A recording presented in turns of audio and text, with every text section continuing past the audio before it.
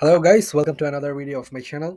So in this video we are going to discuss about some tips and tricks for SAT, and as we know some of people are going to give SAT in the next months and the upcoming month, May, June, July, March, April, and for them I believe this video is going to help them the most, as I'm going to discuss some important question that everyone is actually looking for. How does the SAT questions are made, where do they come from, and how does SAT markings work, and the most one, when should you give SAT to get more score.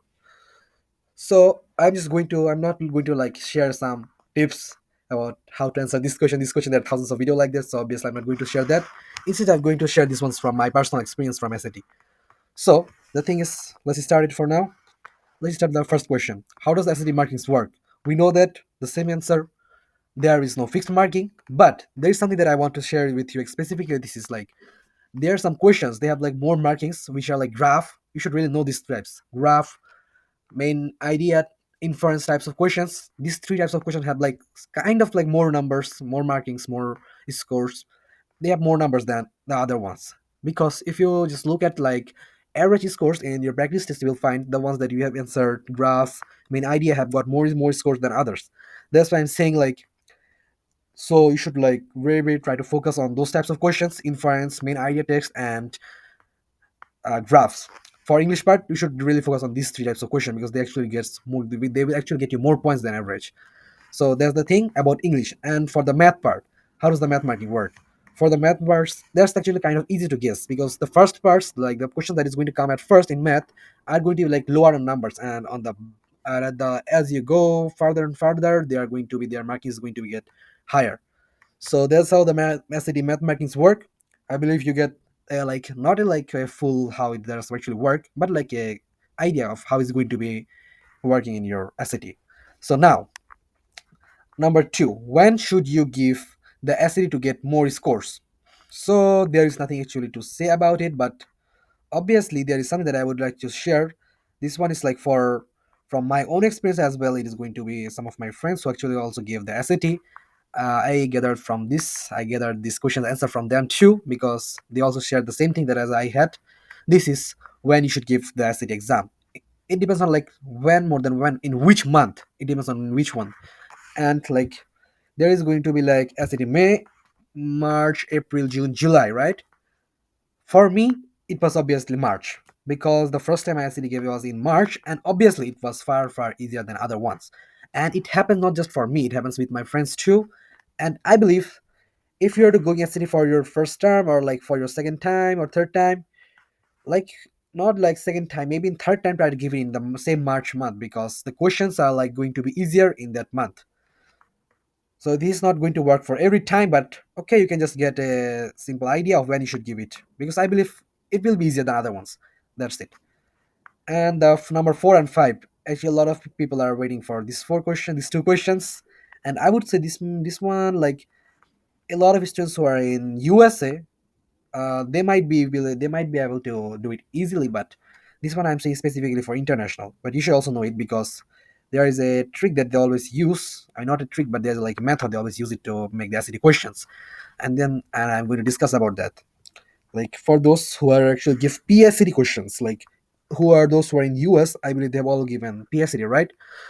And I would like you to know your information about this one too, and from your own experience, you, those who actually give PSAT and SAT, did you see anything similar from there? I believe I saw something similar. That's why I'm saying, because if you just go to the SAT college board exam, you will find there are thousands of questions, and most of them are like similar in PSAT and SAT. Like, if you go to for English section, you will find, yeah, there's a lot of questions that are similar both in PSAT 8, 9, 6, 7, PSAT, and then there are 9, 10, then there is SAT.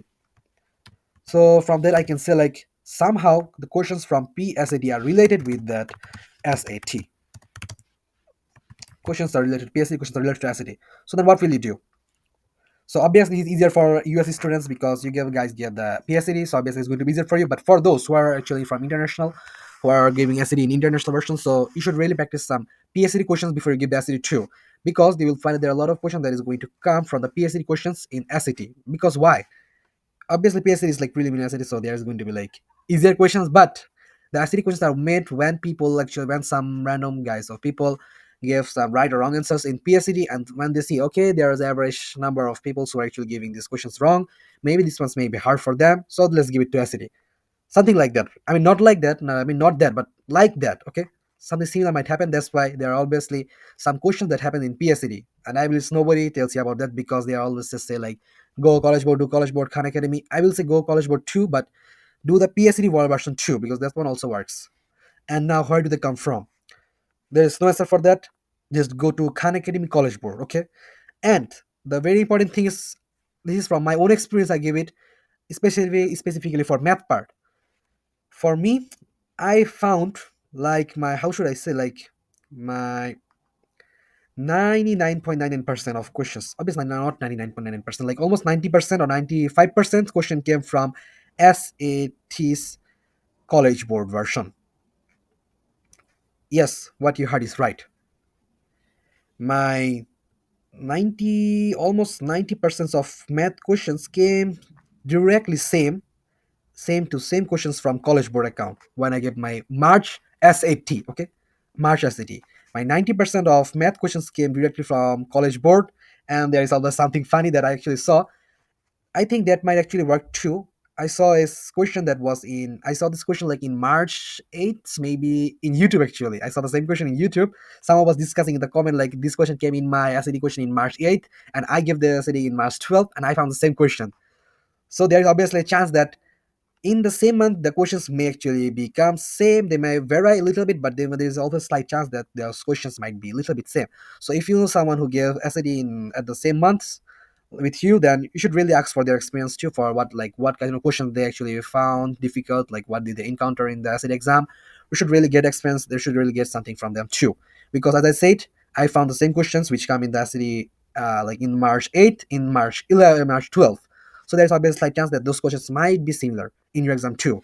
So that's why you should go for that too. And as I said, do the college board math part because for math portion, 90% of my questions were similar in SAT for the math portion.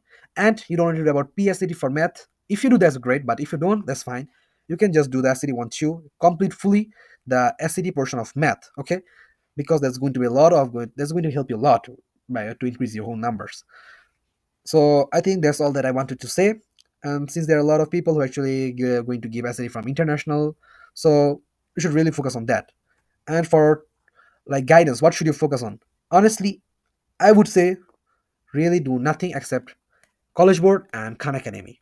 These two are really, really, really going to help you a lot. And before you go to SAT, give those practice exams. Okay, practice exams. People don't do it because they like, I don't know why they don't do it, but you should really do it because you will get an idea of how the time is going to work. Because for the most part, there's another problem for SAT that people cannot actually think of like how their times goes by. They can't even know.